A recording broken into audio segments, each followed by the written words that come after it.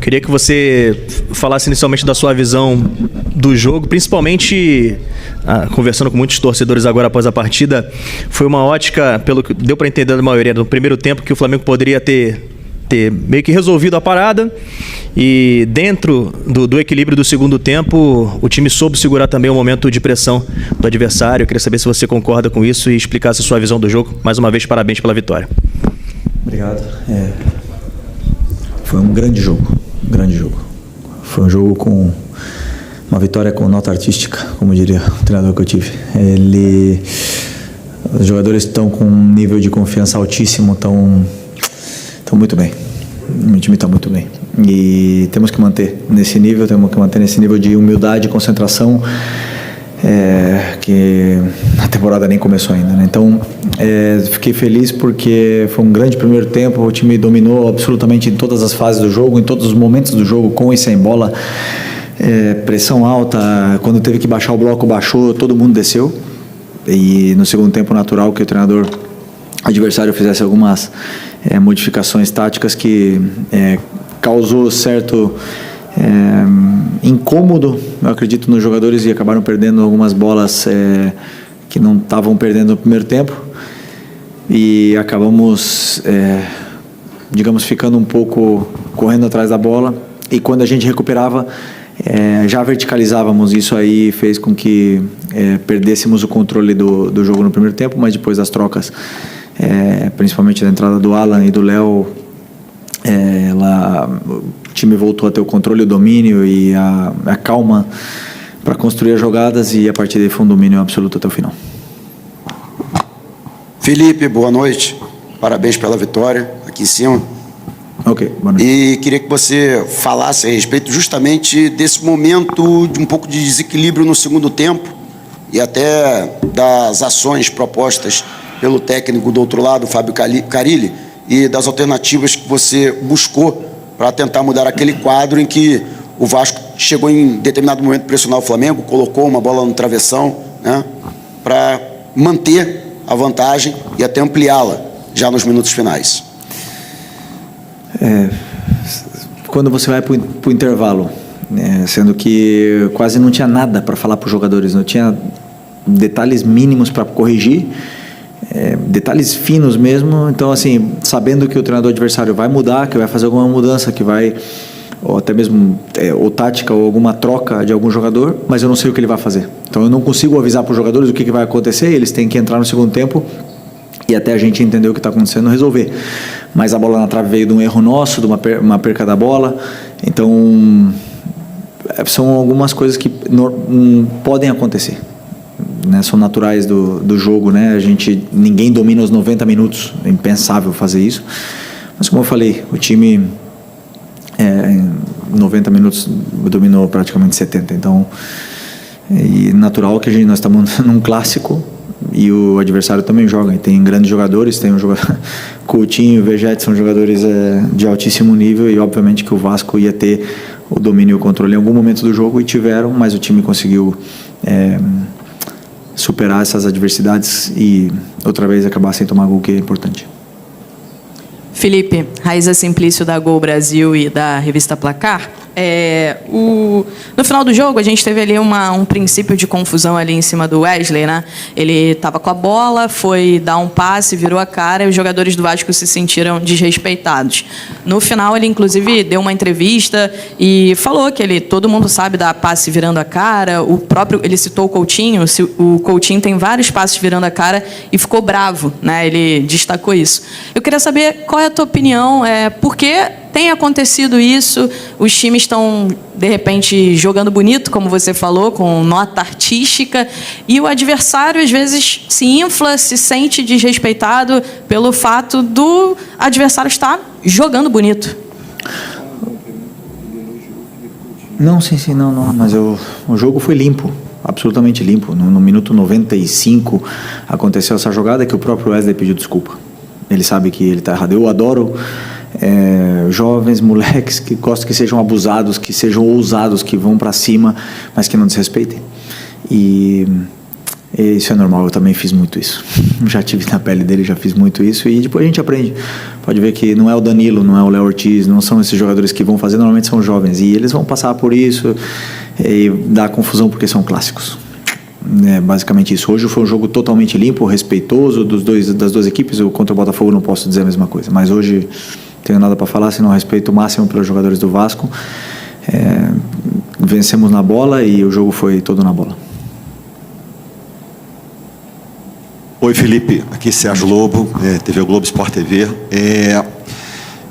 Você tem uma série de opções de jogadores que jogam pelo lado do campo, obviamente, cada um com a sua característica, e a gente percebe que, você até citou uma vez aqui numa coletiva, o que você escolher, né, você sabe que vai cumprir bem a função. Mas em relação ao Arrascaeta, quando você, por exemplo, ou ele não joga, ou retira ele, como foi hoje durante o jogo, eu estou percebendo que você está, de repente, buscando adaptar ali alguém. Parece que hoje foi o Plata que você fez ali a função, mesmo tendo entrado ali o Luiz Araújo. Você acha que a função do Arrascaeta não diria um problema, mas é uma função ali que você ainda não está bem, você não está bem guardado ali quando você tem que fazer situações e ele não está no jogo ou iniciando ou durante?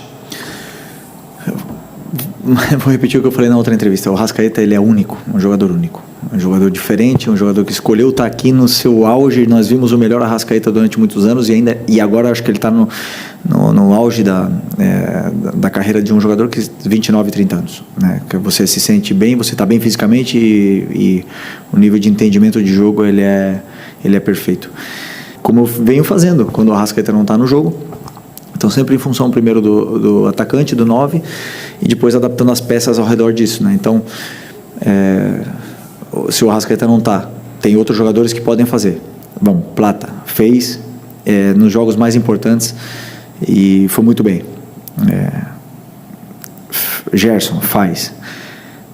Luiz Araújo faz. Matheus Gonçalves faz a 10. Estou esquecendo. Nico faz. Tem vários jogadores. O Arrascaeta é único, né? Mas eu posso adaptar vários jogadores para jogar nessa função. E até mesmo Michael já fez contra o Fortaleza e Bruno Henrique já fez. Então, eu tenho vários coringas dentro do elenco que eu posso ir mexendo e jogando com essas peças aí que nos dão muito para a equipe. Boa noite, Felipe. Bruno Castanho, Rubro News TV. Primeiro eu queria falar com você sobre essa questão do elenco. Você falou de um jogo que por um momento ali perdeu o controle e você faz as substituições, 3 primeiros, depois entra o Cebolinha que faz um golaço, a importância desse elenco. E uma pergunta individual sobre o Wesley.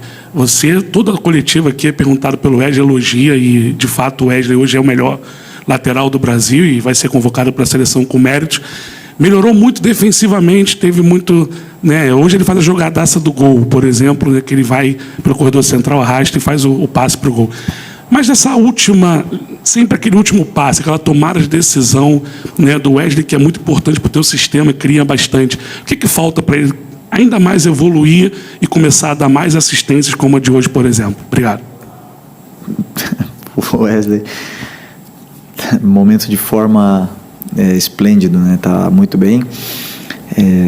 E assim, fase defensiva muito boa, tem ajustes que fazer, tem ajustes que melhorar. Ele mesmo pede para treinar esses ajustes que ele precisa fazer. Ele evoluiu muito em alguns aspectos defensivos de defesa da área. Desculpa. E o terço final, todas as ações que ele fez bem. Muitas das vezes não acaba em gol, mas ele fez o cruzamento que eu peço para ele fazer. Na parte do campo que ele está, ele tem que cruzar a bola de uma forma, ele está fazendo, e muitas das vezes os jogadores de área não estão aproveitando, né? E essa frieza na área é uma coisa que eu nunca tive em 38 anos de carreira. 30 anos, quando eu tinha 38 anos eu ainda não tive. Eu tive 20 anos de carreira e nunca tive essa frieza na área. Era um jogador que perdia muitos gols e errava muito o último passe. Mas sempre acreditei, porque nunca me falaram que tipo de passe, ou como dar o passe, ou onde os atacantes iam estar em cada momento. E estamos falando isso pro Wesley, e ele tem feito tudo. Então, tá um momento maravilhoso, e esse momento a gente está naquele flow, né? Que tudo dá certo e ele está desfrutando e se divertindo no jogo. E a gente vê que ele está se divertindo, ele está feliz, a confiança está lá em cima e temos que manter ele nesse momento. Felipe, boa noite. Só desculpa, sobre a questão do elenco ali, das substituições, né, dessa importância desse teu elenco, como o Cebolinha, que voltou hoje, fez um golaço. O elenco do Flamengo é incrível. Já falei muitas vezes, eu acredito firmemente que é o melhor elenco da América. É um elenco altamente qualificado, completo, e poder colocar o Cebolinha no segundo tempo é uma maravilha. Então eu já falei para vocês, sou extremamente feliz de poder liderar esse elenco aqui e ter essa máquina na mão. Pessoal, pedir para que cada um faça uma pergunta. A gente tem muitos pedidos, se cada um fizer 2, 3, tá? Vamos lá, Igor. Felipe. Pode falar. Boa noite, Felipe. Parabéns pela vitória. João Pedro Fragoso, Jornal Globo. Na primeira resposta que você deu, você falou um pouco das mudanças táticas que o Carille fez e o Vasco conseguiu igualar a partida. E teve uma mudança que o Vasco estava no 4-3-3, depois começou num 4-2-3-1, depois um 3-6-1 ali. Eu queria te perguntar como você recebeu essas mudanças táticas e o que você pensou para respondê-las. Logo depois você fez um pacotão de substituições, colocou o Léo, colocou o Alan e colocou o... Não lembro quem foi o terceiro jogador. Mas, enfim, acho que foi o Luiz Araújo.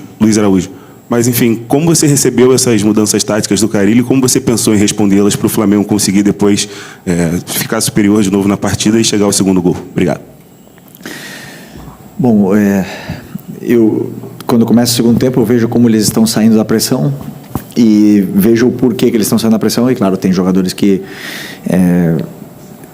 o exemplo do Varela, que já tinha falado para mim que a gente já tinha combinado de não jogar mais de 60 minutos, o Arrascaeta, a gente tinha combinado, e esses jogadores, eu tô querendo dar, principalmente para o Arrascaeta, essa sequência de jogos para ele poder, porque o Arrasca é um tipo de jogador que ele ganha forma tendo mais minutos, e agora ele já está mais preparado para poder ter essa sequência, então a gente combinou para tirar, né? Mas esses jogadores não estavam chegando no momento certo, na minha visão ali do banco, para pressionar junto com os outros companheiros que estavam indo. Então, estavam acabando saindo da pressão algumas vezes, nos empurraram para trás, e quando a gente recuperava a bola, a gente não estava conseguindo mantê-la, porque estava tentando acelerar o jogo muito rápido, né? Então, começou a virar um pouco o jogo de ida e volta, isso cansou os jogadores que estavam mais cansados e assim, foi rápido a leitura, mas obviamente que já estava tudo pensado, porque esses jogadores que iam entrar nos dão muito controle, muito volume de jogo, e já com isso já controlamos de novo e já começamos a ter a bola, as chances de gol e o domínio do jogo, né, novamente. Então foi natural. Felipe, boa noite. Igor Siqueira do UOL. Você termina essa Taça Guanabara e também a Supercopa sem perder clássicos, mas ao mesmo tempo você diz que a temporada não começou ainda. Quanto esse desempenho nesses clássicos você está levando para frente para determinar se nesse momento do ano, 16 de fevereiro agora, você tem ou não ter um time titular ou uma tática titular necessariamente, diante da rotatividade que você está propondo do time? Me explica um pouquinho melhor a tua pergunta, desculpa. O peso dos clássicos, ele influencia para você ter ou não ter nesse momento um time titular? Como é que você está vendo a construção do time titular diante do resultado que você teve nos clássicos? O time titular, ele é feito durante a semana, dependendo do que os jogadores falam para mim no campo. Então eu vejo o que está acontecendo no campo, eu vejo como estão fluindo as coisas, como eles estão se relacionando, a química entre eles, e aí o time titular é decidido aí. Eu não posso nunca decidir um time titular para um jogo daqui a 2 semanas. Eles têm que ganhar a vaga deles todos os dias, todos os treinos, e me deixar com dor de cabeça como os zagueiros estão fazendo agora. Então, esse é o primeiro. E só me lembra a tua pergunta de novo, que eu esqueci. Quanto esse desempenho dos clássicos. Desculpa. Me desculpa. Os clássicos, eles têm, além de ser uma forma de preparar fisicamente os jogadores que estão agora começando, ele tem um peso emocional muito grande, né? Então, os jogadores, eles estão indo ao seu limite, mas não só o nosso, do Vasco foram ao limite, dos do Botafogo foram ao seu limite, os do Fluminense foram ao seu limite, porque tem esse componente emocional, né, que faz o jogador ir além do que pode. 3 clássicos seguidos é muito, né? Mas é importante para que eles possam ter essa vivência com o jogo, possam, como eu falo, chegar no Brasileiro da melhor forma. Eles já estão, para mim, já estão na melhor forma. Esses jogadores já estão aptos para disputar, né? E para mim o principal é conseguir dosar e dar as gotas para cada um aí, para que eles possam chegar no começo do Brasileiro da melhor forma física possível, para poder conseguir desempenhar toda a temporada. Okay. Boa noite, Felipe, aqui Gilmar Machado, Rádio Opinião Play. Essa é a sua primeira temporada que você programa, né, a pré-temporada do Flamengo. Muito se reclama sobre calendário e, de alguma maneira, o início de temporada de uma equipe é o campeonato estadual. Queria saber como é que você está programando, porque até onde eu entendo, ano passado, o Flamengo também iniciou com uma intensidade muito grande no Carioca e depois, no momento crucial, perdeu muitos jogadores. Como é que você está pensando, como é que você programou essa pré-temporada para equilibrar o calendário do Flamengo? Como planejamos a pré-temporada com 2 semanas de adaptação, com a 3ª semana preparando uma final, ou seja, tivemos que interromper um pouco a pré-temporada, entre aspas, para jogar um jogo decisivo. E depois, conforme eu falei para vocês, estou dando minutos para todos os jogadores, tentando dar minutos para todos os jogadores e não sobrecarregando ninguém, né? Alguns jogadores repetiram, mas são jogadores que segundo o nosso entendimento, no entendimento do departamento médico e do preparador físico, são jogadores que podem e conseguem e precisam de uma sequência, como é o caso do Arrascaeta, que agora vai começar, é o caso do Gerson, que também condiciona muito jogando, e alguns outros jogadores. Acredito que conseguir, por exemplo, não dar sequência para o Cebolinha, para o Luiz, nesses jogos agora, que são jogadores que vinham de lesões importantes, e estou esquecendo de alguém aqui. Bom, não sei, agora não lembro quem mais, mas como eu falei, para que agora vamos chegar, vai chegar o jogo do Maricá, depois temos a semifinal, né, se não me engano, é isso, semifinal e a final, e continuar usando todos esses jogadores para poder chegar bem no começo do Brasileiro, e sem ter um time titular, como o teu companheiro me perguntou, porque não é que eu tenho um time titular, eu penso sempre em função também do adversário e nas peças que eu vou escolher. E a pré-temporada é isso. Agora, é uma temporada muito longa, com muitos jogos, e obviamente que vão acontecer lesões, como aconteceu o caso do Ayrton Lucas, um trauma, o Juninho um trauma, o Alexandre trauma, a lesão muscular como a do Michael. É natural que aconteça no futebol. O importante é sempre saber respeitar os processos e saber que isso, nós estamos sujeitos a isso, mas com o elenco que eu tenho, estou bem servido para suprir qualquer baixa e poder chegar, manter esse nível na temporada. O que vai dar, por exemplo, para os jogadores ter essa forma, na minha opinião, também depende muito do plano de jogo e do modelo de jogo, porque se os jogadores sofrem e correm errado, claro que eles vão correr mais do que precisam.